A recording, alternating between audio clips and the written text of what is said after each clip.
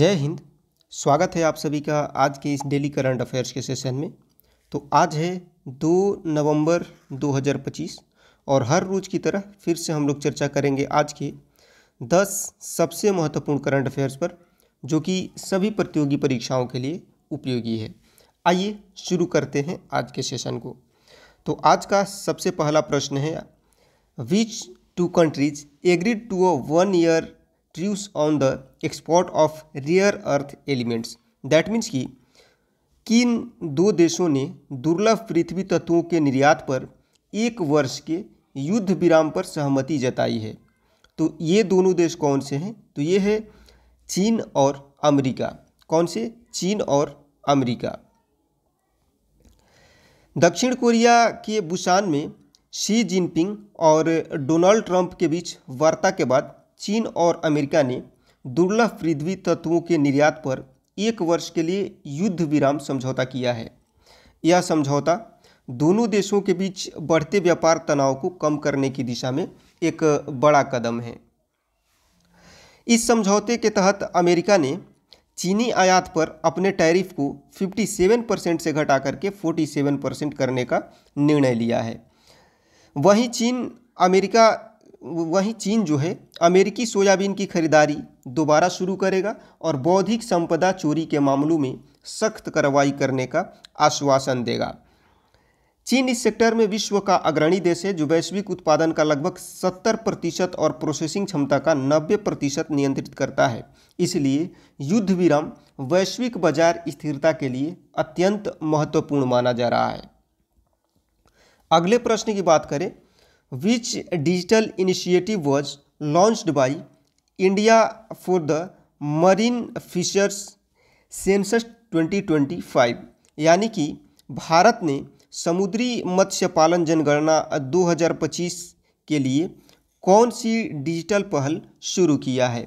तो इस डिजिटल पहल का नाम है व्यास भारत व्यास सूत्र व्यास 9। क्या नाम है? व्यास भारत व्यास सूत्र व्यास 9। भारत ने डिजिटल समुद्री मत्स्य पालन जनगणना 2025 की शुरुआत की है, जो पूरी तरह पेपरलेस प्रणाली पर आधारित है। इस पहल के तहत ICAR CMFRI द्वारा विकसित मल्टीपल एंड्रॉयड एप्स व्यास भारत व्यास सूत्र और व्यास 9 का उपयोग किया जाएगा।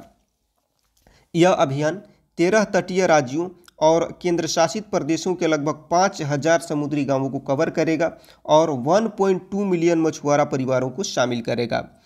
इसमें real time field reference data इकट्ठा किया जाएगा। जनगणना में ड्रोन आधारित क्राफ्ट काउंटिंग और डैशबोर्ड मॉनिटरिंग जैसी अत्याधुनिक तकनीकों का उपयोग किया जाएगा, जिससे भारत के मत्स्य संसाधन प्रबंधन को और मजबूत बनाया जा सकेगा।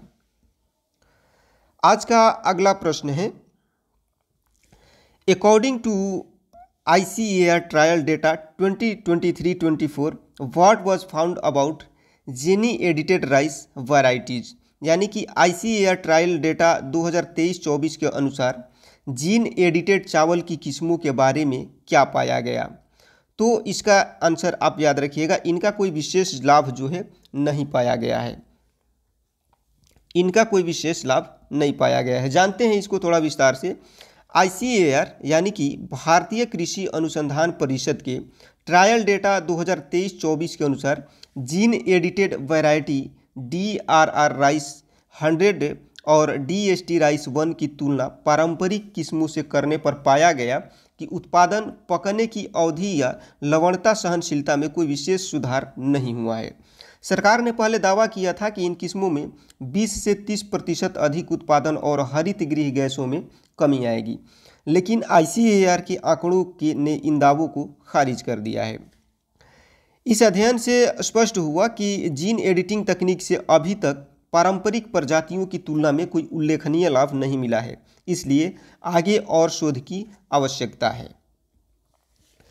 आज का अगला प्रश्न है, according to the Lancet report, how many people died in India due to PM 2.5 pollution in 2022? Lancet report के अनुसार वर्ष 2022 में भारत में PM 2.5 प्रदूषण से कितने लोगों की मृत्यु हुई है? तो मृत्यु हुई है 1.7 मिलियन लोगों की। कितना? 1.7 मिलियन लोगों की मृत्यु हुई है। Lancet count on health and climate change की रिपोर्ट के अनुसार वर्ष 2022 में भारत में PM 2.5 प्रदूषण के कारण 1.7 मिलियन लोगों की मौत हुई। रिपोर्ट में कहा गया कि इस प्रदूषण से भारत की GDP को लगभग 9.5% के बराबर आर्थिक नुकसान हुआ। 71 संस्थाओं और यूएन एजेंसियों की इस संयुक्त रिपोर्ट ने बताया कि बढ़ती गर्मी और वायु प्रदूषण भारत में स्वास्थ्य संकट को और गंभीर बना रहे हैं। 2024 में भारतीयों ने औसतन 20 दिन अत्यधिक गर्मी का सामना किया, जिससे हालात और बिगड़े। रिपोर्ट में भारत के पर्यावरण मंत्रालय द्वारा इस्तेमाल की गई सांख्यिकी मॉडलों और सीमाओं पर भी सवाल उठाए गए, जिससे यह अध्ययन जलवायु और स्वास्थ्य के बीच संबंधों को लेकर के अंतर्राष्ट्रीय बहस का विषय बन गया। अगला प्रश्न है आज का, which organization has collaborated with AICTE to launch an AI lab to upskill India's workforce. भारत के वर्कफोर्स को अप स्किल करने के लिए AI लैब लॉन्च करने में AICTE ने किस संगठन के साथ साझेदारी की है? तो ये साझेदारी हुई है IBM के साथ में। किसके साथ में? IBM के साथ में ये साझेदारी हुई है। IBM और all India council for technical education ने मिल करके AICTE मुख्यालय में एक आर्टिफिशियल इंटेलिजेंस लैब लॉन्च किया है। इस लैब का उद्देश्य भारत के छात्रों और कार्यबल को डेटा साइंस, मशीन लर्निंग और AI तकनीक में प्रशिक्षित करना है।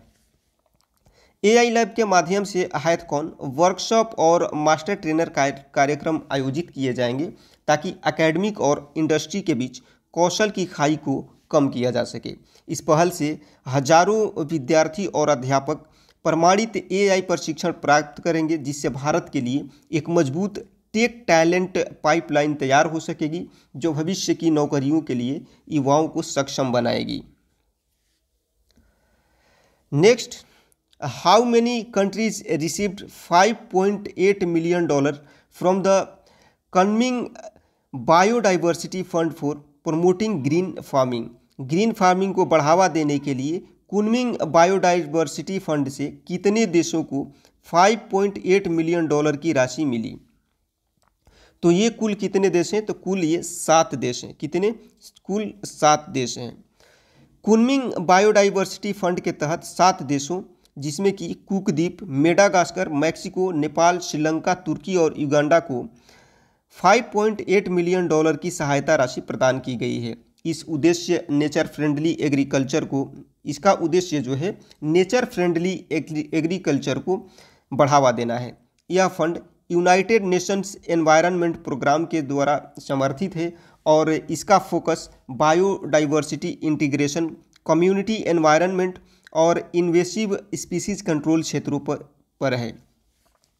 Kunming Montreal global biodiversity framework के साथ जुड़ी यह पहल सतत कृषि विकास और पर्यावरण संरक्षण को प्रोत्साहित करने की दिशा में एक वैश्विक कदम मानी जा रही है। अगला प्रश्न है आज का, which universities researchers have developed a nano body based anti venom that could revolutionize snake bite treatment. यानी कि किस विश्वविद्यालय के शोधकर्ताओं ने नैनो बॉडी आधारित एंटी वेनम विकसित किया है, जो सांप के काटने के इलाज में क्रांतिकारी बदलाव ला सकता है? तो ये यूनिवर्सिटी है DTU बायो इंजीनियरिंग डेनमार्क। कौन सी यूनिवर्सिटी है? DTU bio engineering Denmark. DTU के बायो इंजीनियरिंग विभाग के शोधकर्ताओं ने एक नैनो बॉडी आधारित एंटी वेनम जो है विकसित किया है, जो सांप के काटने के उपचार में नई दिशा दे सकता है। यह प्रोजेक्ट इंग्लैंड के हाउगार्ड लटसर्न कोल के नेतृत्व में किया गया। यह नैनो बॉडीज टेक्नोलॉजी के माध्यम से तैयार की गई है, जो पारंपरिक एंटीवेनम के तुलना में अधिक प्रभावी, सस्ती और सुरक्षित है। ये शरीर में विषाक्त तत्वों को जल्दी निष्क्रिय कर देती है। WHO के अनुसार सांप के काटने से होने वाला विष हर साल दुनिया भर में 100,000 से 150,000 लोगों की मौत का कारण बनता है। यह खोज भविष्य में इस घातक उष्णकटिबंधीय बीमारी से निपटने में महत्वपूर्ण भूमिका निभा सकती है। अगले प्रश्न की बात करते हैं।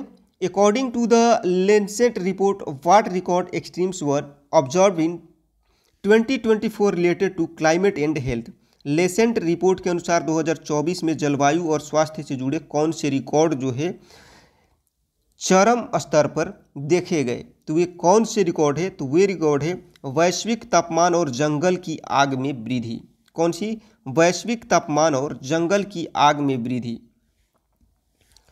लैंसेट रिपोर्ट 2025 के अनुसार वर्ष 2024 में जलवायु और स्वास्थ्य से जुड़े कई रिकॉर्ड स्तर देखे गए। रिपोर्ट में बताया गया कि 61% वैश्विक सूखा, 1,54,000 जंगलों की आग और 64% जमीन पर अत्यधिक गर्मी दर्ज की गई। यह वर्ष अब तक का सबसे गर्म और प्रदूषण प्रभावित वर्ष रहा। रिपोर्ट में सऊदी अरब, ईरान, मिस्र और वेनेजुएला सहित 87 शीर्ष उत्सर्जक देशों का उल्लेख किया गया, जिनमें से 15 देशों ने स्वास्थ्य बजट से अधिक जीवाश्म ईंधन सब्सिडी पर खर्च किया। इससे CO2 उत्सर्जन में 93% योगदान हुआ। इस जलवायु संकट का सीधा असर स्वास्थ्य पर पड़ा। 2024 में शिशुओं और बुजुर्गों में हीट वेव संपर्क मामलों में क्रमशः 389% और 304% की वृद्धि दर्ज की गई, जबकि 123.7 मिलियन लोग भोजन की कमी से पीड़ित हुए। आज का अगला प्रश्न है, according to the Lancet report, how many deaths occurred annually due to heat related causes world wide. Lancet report के अनुसार विश्व भर में हर वर्ष गर्मी से जुड़ी लगभग कितनी मौतें होती हैं। तो कुल मौतें का आंकड़ा देखा जाए तो लगभग 546,000 मौतें होती हैं। कितनी? लगभग 546,000 मौतें। लेसेंट की नवीनतम रिपोर्ट के अनुसार वर्ष 2024 में जलवायु स्वास्थ्य संकटों ने रिकॉर्ड स्तर छू लिए। रिपोर्ट में बताया गया कि प्रत्येक वर्ष 546,000 लोग अत्यधिक गर्मी से मर रहे हैं और 1990 के दशक की तुलना में 23% अधिक है। इस अवधि में 2.5 मिलियन मौतें जीवाश्म ईंधन से उत्पन्न प्रदूषण से हुई और केवल 2023 में ही इससे $956 बिलियन का आर्थिक नुकसान दर्ज किया गया। 2024 को अब तक का सबसे गर्म वर्ष बताया गया, जिसमें वैश्विक स्तर पर 639 बिलियन कार्य घंटे बर्बाद हुए और 123 मिलियन लोगों को भोजन की कमी का सामना करना पड़ा। यह आंकड़े जलवायु परिवर्तन के गंभीर स्वास्थ्य और आर्थिक प्रभावों को दर्शाते हैं। अगला प्रश्न है आज का, how much were the development projects did PM Modi inaugurate in Ekta Nagar Gujarat. प्रधानमंत्री नरेंद्र मोदी ने गुजरात के एकता नगर में कितनी राशि की विकास परियोजनाओं का उद्घाटन किया। तो इन्होंने 1,220 करोड़ की विकास परियोजनाओं का उद्घाटन किया है। तो इसको आपको याद रखना है। प्रधानमंत्री नरेंद्र मोदी जो है, इन्होंने गुजरात के एकता नगर में 1,220 करोड़ की विभिन्न परियोजनाओं का उद्घाटन किया। इन परियोजनाओं का उद्देश्य क्षेत्रीय विकास को बढ़ावा देना है, जिसमें पर्यटन, खेल और सतत विकास से जुड़ी पहलें शामिल हैं। प्रधानमंत्री ने रायसन क्लाइमेट म्यूजियम, वीर बालक उद्यान और विजिटर सेंटर जैसे प्रमुख आकर्षण भी लॉन्च किए। इसके साथ ही ग्रीन मोबिलिटी को बढ़ावा देने के लिए 25 नई ई-बसेस की शुरुआत की गई। यह कार्यक्रम सरदार वल्लभ भाई पटेल की 150वीं जयंती के उपलक्ष्य में आयोजित किया गया, जहां 150 रुपये का स्मारक सिक्का और विशेष डाक टिकट भी जारी किया गया, जो एकता और राष्ट्रीय गौरव का प्रतीक है। तो बढ़ते हैं अब अगले प्रश्न की तरफ। आज का अगला और आखिरी प्रश्न है, how much worth of bond auction did the RBI complete on October 31, 2025। RBI ने 31 अक्टूबर 2025 को कितनी राशि के बॉन्ड ऑक्शन को पूरा किया। तो इसको आप लोग याद रखिएगा, कुल 32,000 करोड़ के बॉन्ड ऑक्शन को ये पूरा किया है। कितना? 32,000 करोड़ रुपए। भारतीय रिजर्व बैंक जो है, इसने 31 अक्टूबर 2025 को कुल 32,000 करोड़ रुपए का बॉन्ड ऑक्शन को सफलतापूर्वक पूरा किया। यह ऑक्शन 4 सरकारी सिक्योरिटीज़ के एडिशनल कॉम्पिटिटिव अंडर राइटिंग के तहत आयोजित किया गया था। ऑक्शन में 7.24% GS 2055 पर सबसे अधिक कमीशन 0.6 पैसे प्रति 100 रुपये दर्ज किया गया, जबकि 5,000 करोड़ के मूल्य के ग्रीन बॉन्ड जो है 2054 पर 15 पैसे प्रति 100 का कमीशन रहा, जिससे ग्रीन फाइनेंस में निवेशकों की रुचि बढ़ी है। यह परिणाम दर्शाता है कि निवेशकों का झुकाव अब पर्यावरणीय रूप से सतत निवेश साधनों जैसे कि ग्रीन बॉन्ड्स की ओर बढ़ रहा है, जो भारत की हरित वित्त नीति को गति दे रहा है। तो ये थे आज के प्रमुख करंट अफेयर्स। उम्मीद करता हूं कि सभी प्रश्न आप बहुत अच्छे तरीके से याद कर लिए होंगे और सारी चीज़ें आपको बहुत अच्छे तरीके से समझ में आ गई होंगी। तो क्लास आपको कैसा लगा कमेंट सेक्शन में मेंशन करना नहीं भूलिएगा। अच्छा लगा हो तो लाइक करिएगा, हेल्पफुल लगा हो तो दोस्तों को शेयर करिएगा, और यदि आप हमारे चैनल पर नए हैं, आपको लगता है कि हम आपकी प्रतियोगी परीक्षा की तैयारी को और बेहतर बना सकते हैं, तो चैनल को सब्सक्राइब करना ना भूलें। मिलते हैं आपसे नेक्स्ट क्लास में, तब तक के लिए सबको जय हिंद।